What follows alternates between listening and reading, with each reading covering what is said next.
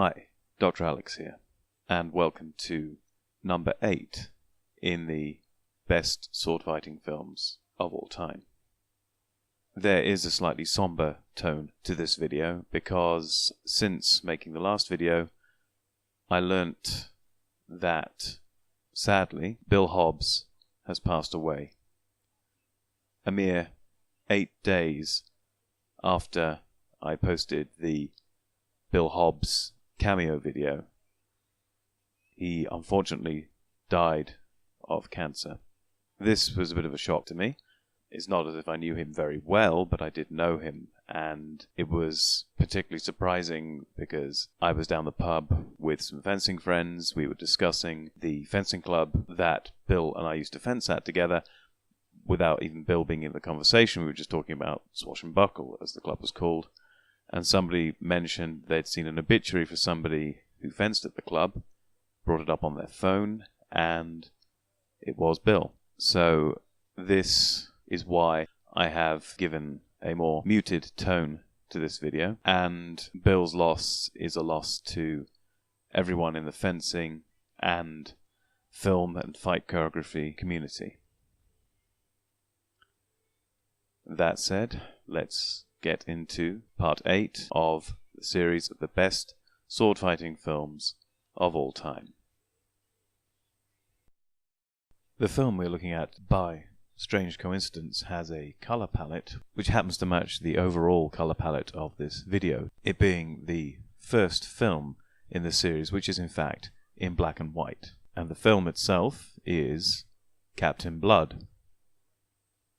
In this film we see, for the second time, Errol Flynn as the lead, Olivia de Havilland as the female lead, Basil Rathbone as one of the main villains, and a return of Eric Korngold writing the musical score.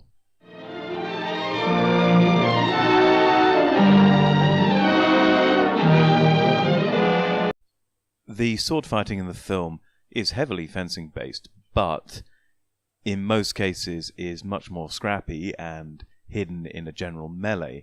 However, there is one very good standout sword fight which will be analysed in as much detail as I can. However, because there is less sword fighting in the film, I will focus on certain aspects of the story in a bit more detail. And in fact, one of those will be the topic or concept of slavery, which features heavily in this film, and the many and interesting and unusual ways in which it relates to the way it's depicted in this film versus what we might expect, and even the actor playing the lead role, in this case Errol Flynn. Errol Flynn, by his own admission, was not exactly what you might call a good man. He has done, or had done, many dubious, if not downright criminal or evil things in his life before becoming a Hollywood star.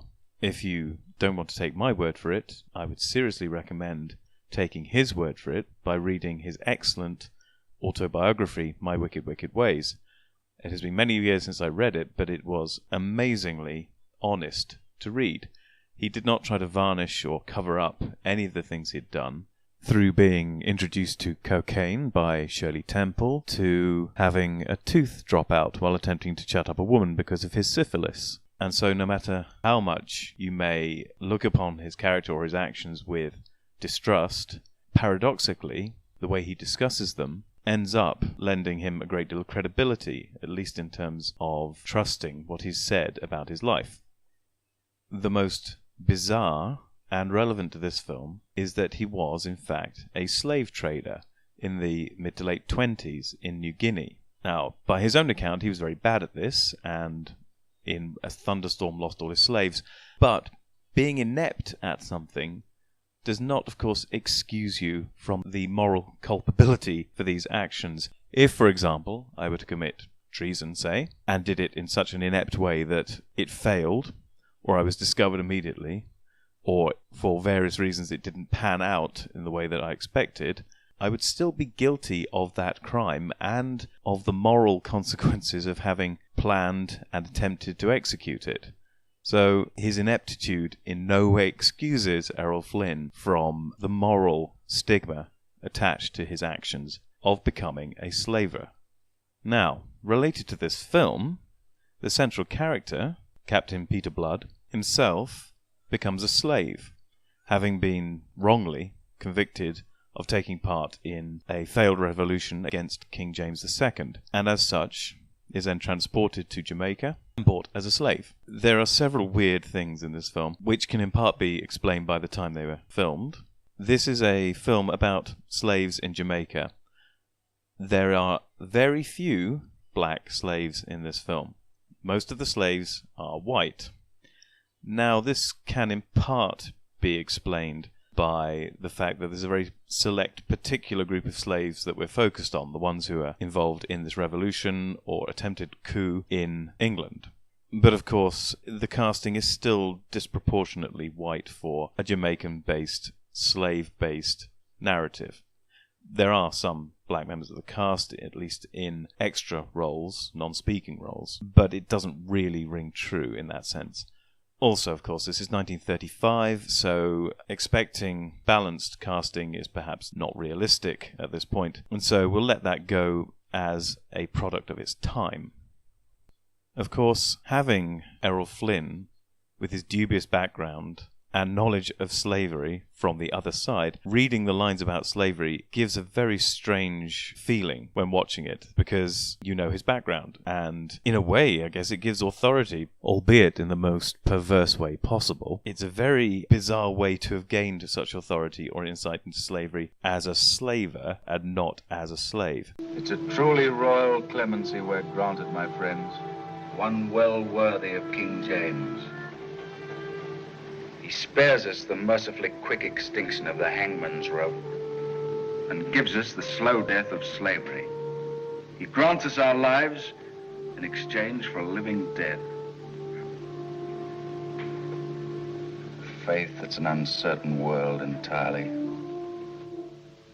The central character himself, Captain Blood, although originally falsely convicted and the victim of an injustice, does himself then become a pirate, which, again, pirates may be fun, but they're not the goodies. So Captain Blood himself has some moral ambiguity. In fact, there are many instances in the story where his actions are questionable, and he has definitely caused loss of life. And it's difficult to say that all of those that died because of his actions deserved that.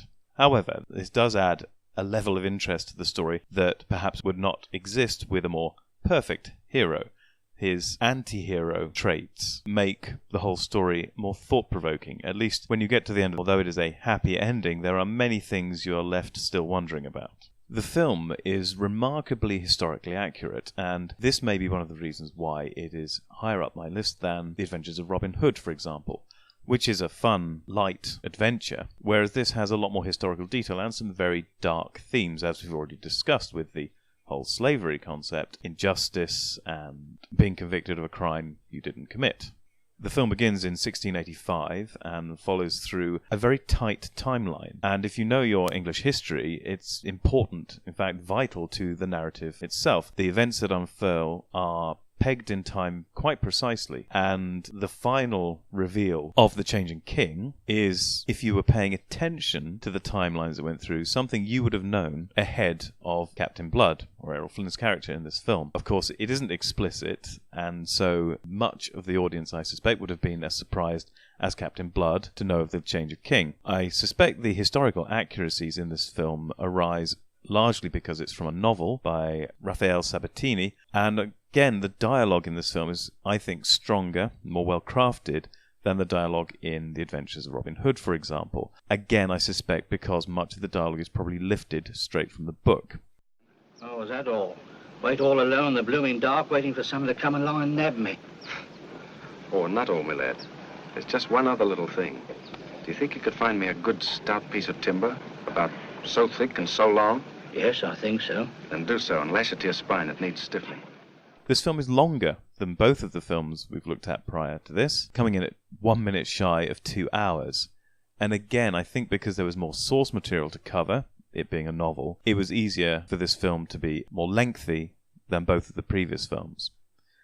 I've already said length, of course, of a film is no measure of quality, necessarily. But in this case, this is a very intelligent and engaging story with nuances of character which do not exist in the previous two films. And although there may be less fencing in this film, this is why I think this film has ended up higher on the list than the previous two. There's just a bit more substance to this film. Now, it is difficult, without showing the entire film, to show every aspect of the film. But I'm going to explore one non-sword fighting, non-fencing part of the film to try and illustrate some of those odd aspects of the film. And that's through the relationship between Captain Blood and Miss Bishop. The strange development from slave and slave owner to pirate and captive through to mutual love and understanding. This was Errol Flynn's first major movie, and the strength of his performance is what cemented him as one of Hollywood's major all-time stars. His portrayal of the resentment and the confusion of his feelings towards Miss Bishop, Olivia de Havilland's character, comes through at every stage, and I think makes a lie of anyone who claimed that his only talent was to wear tights and to wave a sword around. Olivia de Havilland's acting is amazingly dynamic and shows an incredible natural array of emotions. Captain Blood's resentment and shame and anger towards his captors is clear. Well, 7. You're making an exhibition of yourself. A girl of your position, bidding for a slave before all these people. Will you buy him? Certainly not. He's also embarrassed to be helped by Miss Bishop, who at this stage he probably feels an attraction for. You know, when a lady's interested in a man... Come now, Dixon, £8 is nothing for such a man. A skilled physician, a gentleman, and a scholar. She, by turn, is naive All right. and also mischievous £9. in her desire to help. It's apparent Miss Bishop wants him more than I do. Sold to Miss Arabella Bishop for £10. Sold to Miss Arabella Bishop for £10. £5. Sold! Although there is almost certainly an underlying genuine aspect to her wanting to help. What would you like done with him, Miss Bishop? Nevertheless, she is still complicit in the system which is allowing the buying and selling of human You're lives. extremely foolish. It might have cost you your life. It was fortunate for you that I was here to save you. I hardly consider it fortunate to be bought by anyone by the name of Bishop. You could learn a lesson in gratitude. I could thank you for not interfering. As it happens, you are hardly in a position to have anything to say about it. You may join the others belonging to my uncle, and henceforth you may take your orders from him. Your very humble slave, Miss Bishop.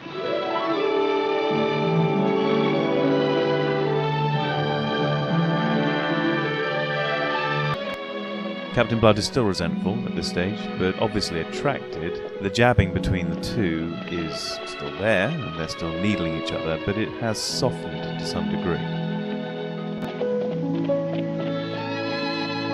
Hello?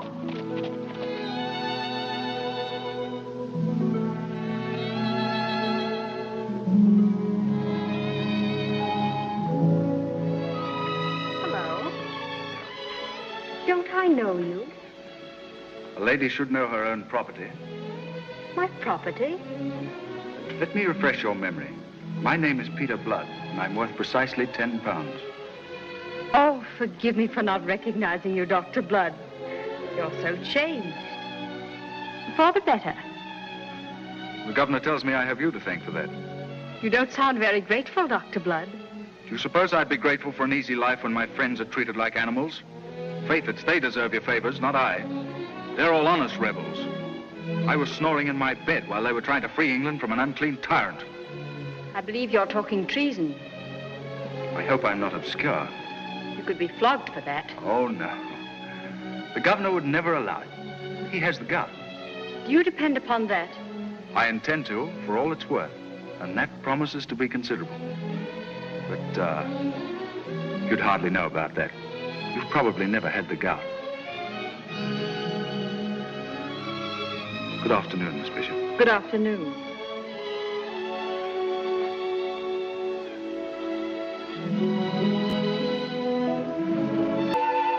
Well? Seems that you're continually doing me favors. Faith, I don't know why. Neither do I. Yes, I do. It's because you're so very grateful and always thank me so prettily. Sure now, you don't blame me for resenting you and your favors. This is interesting. I've had men tell me they had reasons for admiring me, and some few have even made claims to reasons for loving me. But for a man to store up reasons for resenting me, how refreshing. You must tell me a few of them. The first is reason enough. You bought me. I've had no lack of experiences in my time, but to be bought and sold was a new one. And I was in no mood to thank my purchaser. That I can understand. Go on. I've resented you because your name's Bishop. My thoughts have lumped you with your uncle. How was I to know, bedad, that a devil could have an angel for niece? From a resentful man, that is a pretty fair compliment. Have you any more reasons for resenting me like that one? Indeed I have, and the strongest of all. I've resented you because you're beautiful and I'm a slave. Do you understand that? I don't know. Perhaps if you were to explain further. In this scene, the animosity is already softened talked still too much. further, although still present, and the fact that one is owner and one is slave is still a barrier between Why them. did you lie to your uncle? Because, Dr. Blood, you're a physician and should know. Is it not considered unhealthy for a slave to be seen at a boat? Why should it be? Boats put out to sea. Slaves may not. You're jumping at conclusions, aren't you? Am I? The governor will be waiting for you. Yes. Miss Bishop, it's difficult for an Irishman to apologize, but I hope you can forgive me for having thought badly of you. I will if you tell me how you think of me now. How I think of you now? I think of you as the woman who earns me, her slave. But I think the man is lucky who can count you his friend. I think you know you can.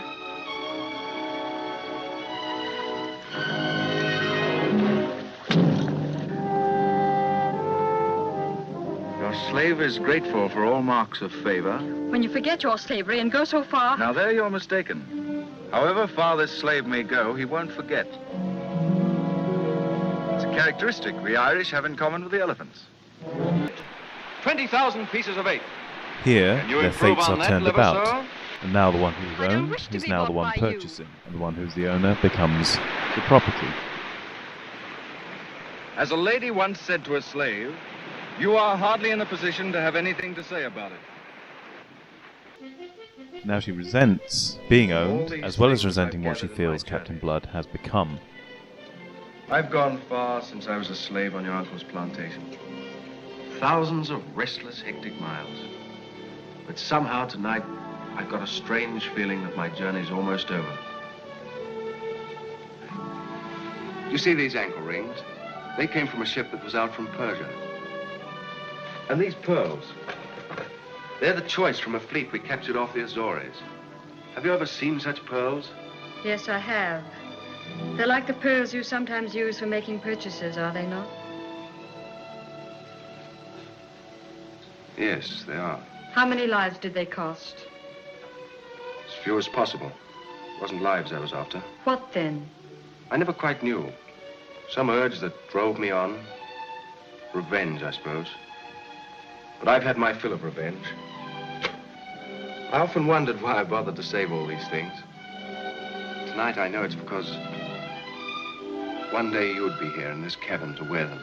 I'll never wear them, never. Those nor any other plunder gotten by a thief and pirate. Thief and pirate. I've seen your pirate ways. I've seen myself bargained for and fought over. A combat between jackals. But I thought you understood. You mean you thought you'd bought me? I suppose I should have regarded that as a compliment. You pirates are used to taking what you want without the formality of purchase. I advise you to go back to your ladies at Tortuga who are thrilled by your bold, lawless ways. I only hate you and despise you. I might have expected your thanks for what I've done this day. But very well, let it be so. I'm thief and pirate, and I'll show you how a thief and a pirate can deal. Once you bought me for 10 miserable pounds. Now I bought you for considerably more. The amounts of no matter. What matters is that now I own you as you once owned me. You're mine, do you understand? Mine to do with as I please. Finally, Blood. both are free, and all barriers Gone. between themselves You can't are be here. removed. My uncle's just returned. Yes, I know. You know. Well, what are you going to do? Just stay here. Oh, no, it's impossible. You mustn't stay here. He's sworn he'll hang you. I doubt if he will. I've always been bad luck for your uncle. Oh, you can't know the threats he's made, the dreadful, dreadful threats I've heard him make. His whole life is spent in searching for you. Well, now he's found me. But you can still save yourself. Please, for my sake. For your sake? What do you mean, for your sake? Isn't it true that you hate me? Hate you? Or is it that you love me? I'll hide you. And tonight, after dark, I'll find some way. You love me, don't you? Don't you? Whom else would I love? Now will you? You love me. Lord Willoughby! She loves me. Shh. She loves me. He'll be here any minute. I'll hide you somewhere. We'll hide together. I know just the place.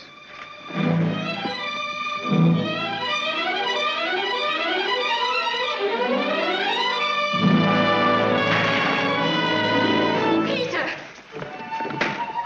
How's this? You must be mad. He'll come here first. Good. Oh, I forgot to tell you. The governor and I are on the best of terms now. He lets me come and go here as I please. Look.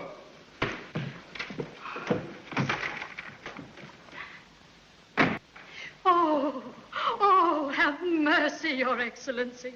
Have mercy. Arabella, why are you here?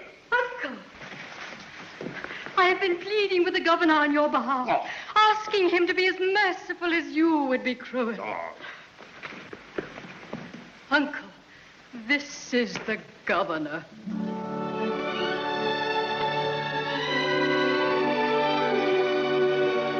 Good morning, Uncle.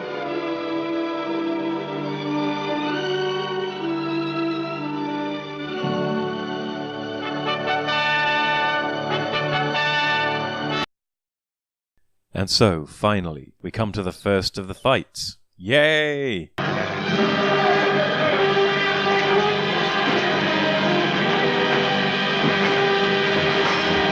Okay, well, yeah, that wasn't much of a sword fight. I mean, honestly, Errol Flynn did have a sword in his hand, and he was sort of whacking somebody with it in the background. It's there if you look carefully. Okay. Let's try the second fight. Yay!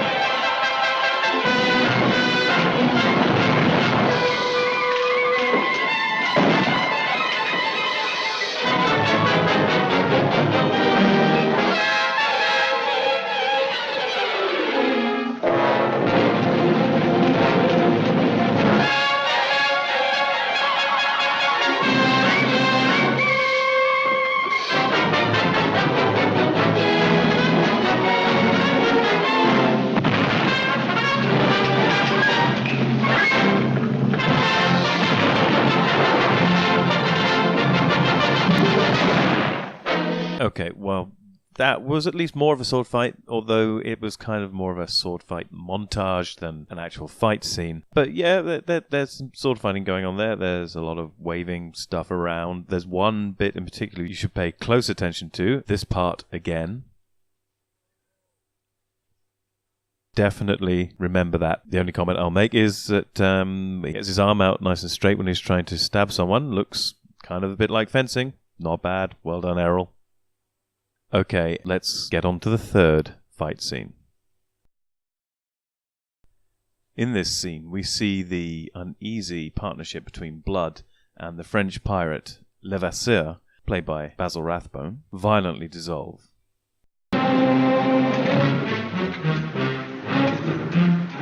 Two breaches in our articles committed by you, you shall be marooned. It's what I intended for you in the end. But since you prefer it this way, you muckrake, faith, I'll be humoring you.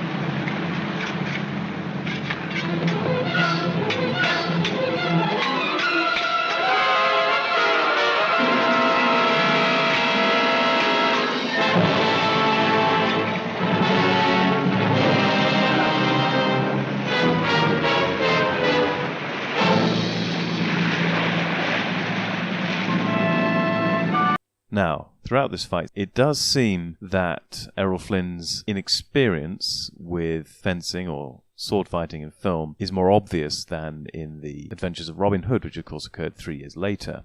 It appears Basil Rathbone is doing most of the work. There are particularly scenes which may be trying to illustrate Levasseur's style of sword fighting, but basically involves Basil Rathbone doing all the blade movement and Errol Flynn standing there like a statue.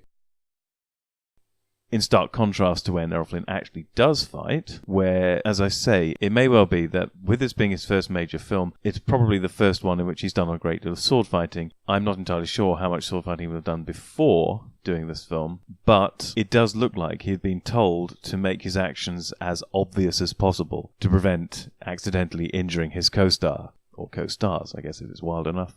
The fight choreographer in this case being Ralph Faulkner, who I mentioned in the previous video that one of my friends, Jimena Escudera, had been fortunate enough to have one lesson from a few years ago.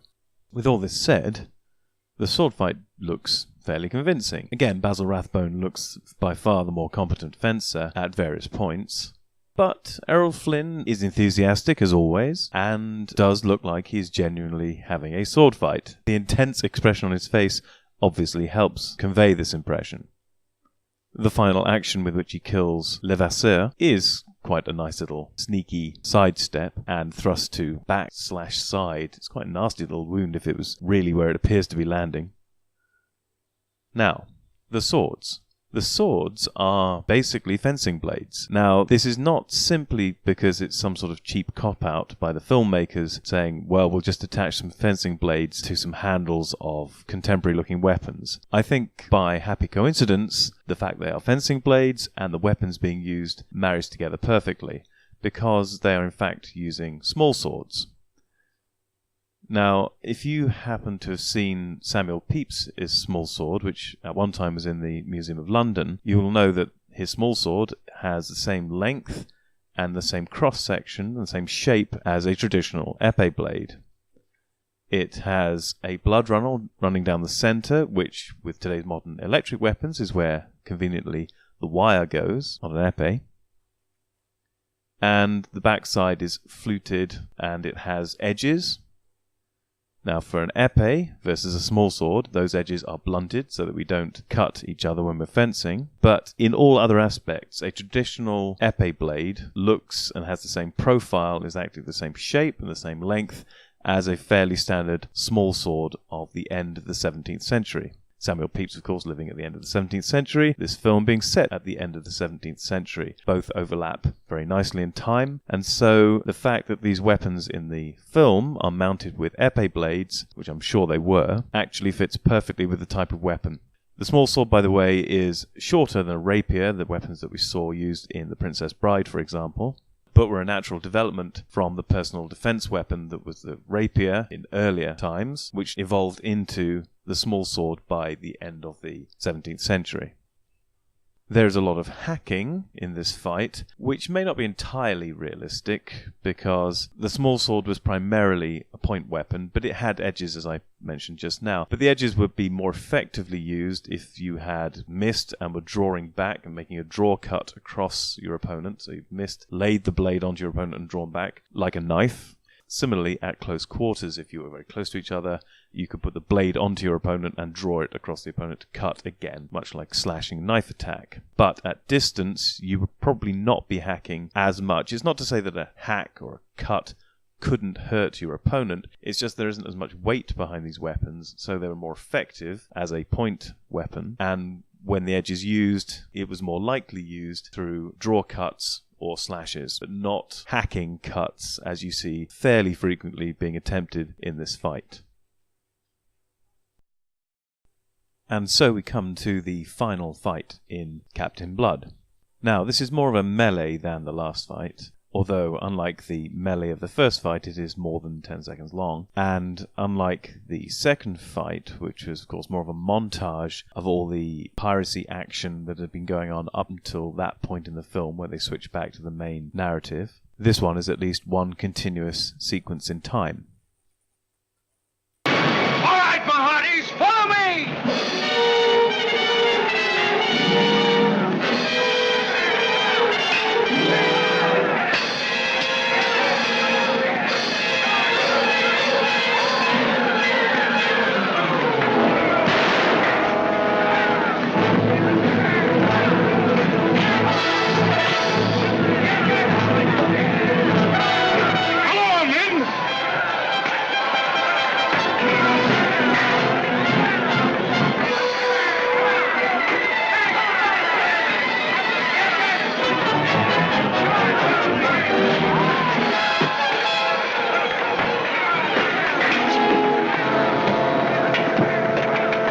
dust thou art, and unto dust thou shalt return.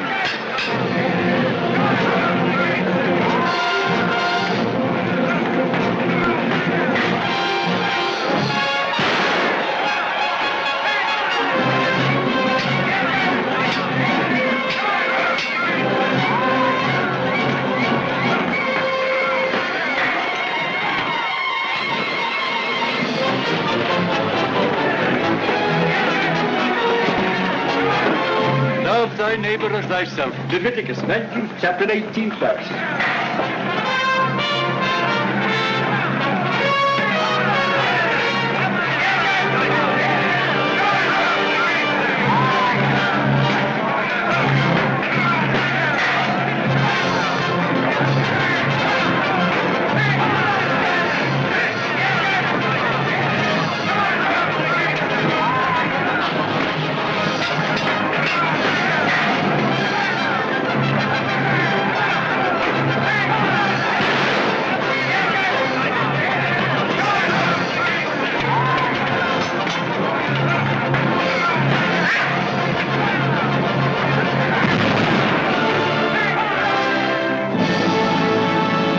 So we see that in amongst the melee there are some bouts of sword fighting.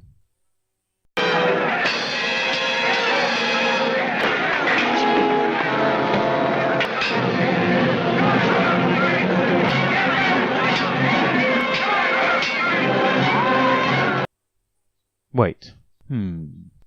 Remember when I pointed out that scene in the earlier montage fight scene of fight scene 2? This one... Well, it seems that this is not the only piece of reused footage in this final melee. It reminds me of the original series of Battlestar Galactica, where you would see the same Cylon fighters coming in episode after episode, or the same maneuvers performed by the Viper pilots episode after episode, with the odd original model shot thrown in, just so you didn't get completely suspicious.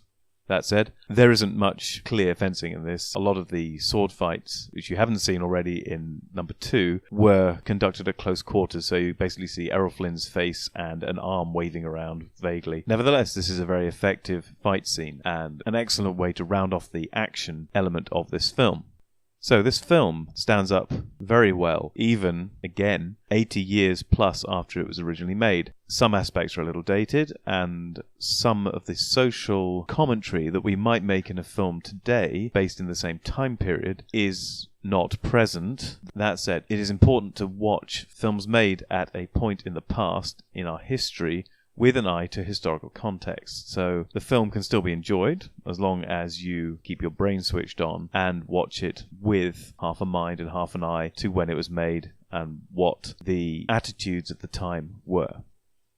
It is a pacey adventure story which tackles darker and perhaps more adult, you might say, themes than, for example, The Adventures of Robin Hood or The Princess Bride. And that's not to say that the film is necessarily better because it has more weighty themes behind it, but in this instance, I think it does lend more depth and more engagement to this film, which is why I've placed it where I have on the list, above the previous 2 films. The acting is again very strong. Errol Flynn gets a greater opportunity to act or give a range of emotions, I think, than he did in the later film, The Adventures of Robin Hood, which was a larger hit. Olivia de Havilland is fantastic, and her character growth follows a very natural progression given her experiences within the film. The happy ending is very pleasing, although you are left wondering exactly how many slaves get freed at the end of this episode, given it's 1690, and no doubt Captain Blood and his crew are no longer slaves, but Jamaica is still basically a bunch of plantations and mines run by slave owners and operated by unwilling slaves. But if you are willing to block that out of your mind, yay, Captain Blood got the girl and is now Governor of Jamaica, or at least Port Royal, which I think would amount to the same thing at the time. And so he has travelled from doctor to slave to pirate to prince. Well, de facto prince governor. And that is, I think, where I'm going to leave the review of this film, since I've covered pretty much everything I intended to. I hope you enjoyed this review, and I hope you'll join me for the next in the series, number 7 in the best sword fighting films of all time. Take care.